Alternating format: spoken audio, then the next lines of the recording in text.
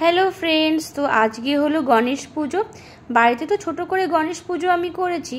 তারপরে রাতের দিকে চলে এসেছি আমার এক বান্ধবীর বাড়িতে গণেশ পুজোর প্রসাদ খেতে। আসতে অনেকটা লেট হয়ে গেছিলো, মোটামুটি সব গেস্টরাই চলে গেছিলো, আমি আর একজন লাস্ট ছিলাম। তো এখানে এসে দেখলাম গণেশ ঠাকুরের প্রতিমাটা দারুণ ছিল, জাস্ট এত ভালো লাগছিল আমার, আর গোছানোটা অনেক ভালো ছিল।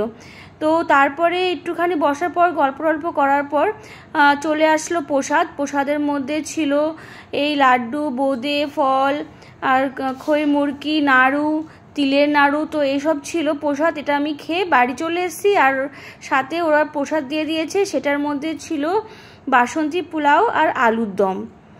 তো এটা বাড়িতে আমি নিয়ে এসেছি। এটা দেখে মনে হচ্ছে প্রসাদ টেস্টি তো হবেই, তার সাথেই সন্দেশ দিয়েছে।